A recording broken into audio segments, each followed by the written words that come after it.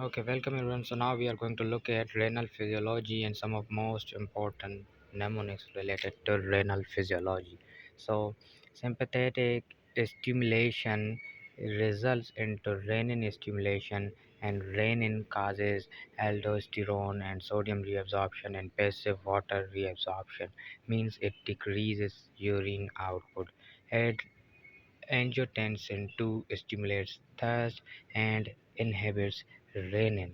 Thirst stimulation is done by angiotensin II, and low sodium or hyponatremia stimulates aldosterone and renin, which results into reabsorption of sodium into renal tubules and conservation of sodium.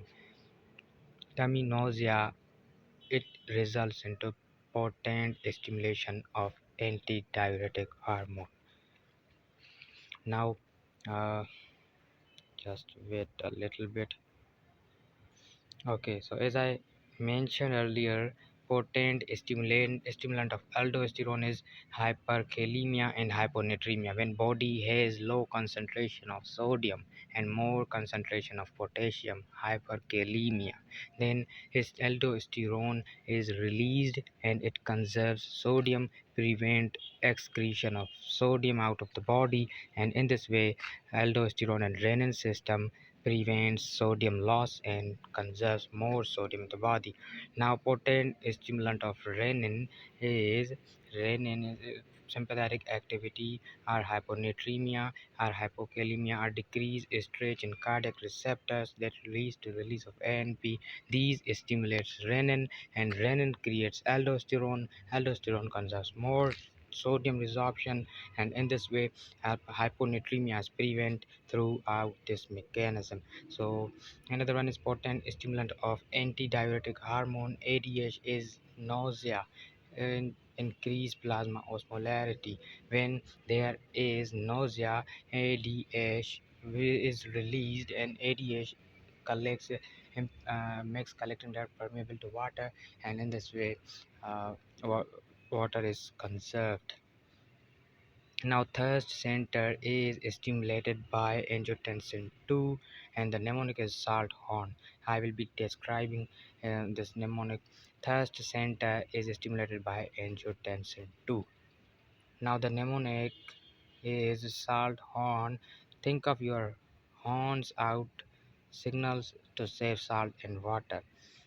Now, salt and water saving mechanism is sympathetic system causes renin release, sympathetic activation causes renin release, more sodium conservation, and angiotensin II stimulates thirst, and renin is inhibited. Low sodium concentration or hyponatremia stimulates aldosterone release, means more sodium is conservated, and if there is nausea, then ADH center or thirst center of the body is stimulated. If there is high concentration of potassium, then there will be aldosterone release. Now, when high concentration of potassium is there, then body had have low concentration of sodium, hyponatremia. To prevent hyponatremia, body needs more aldosterone. So in this way, high potassium concentration, hyponatremia and hyperkalemia stimulates aldosterone release, and it prevents loss of sodium and causes sodium conservation. Osmolarity is stimulated by ADH, and a stretch of reduced stretch or low BP stimulates renin, and it stimulates sodium absorption through aldosterone, and more water saving mechanism happens, and blood pressure is normalized. So in this way, body conserves more water. Nausea is super potent for ADH, and in this way all this water conservation mechanism works, and the body saves more water.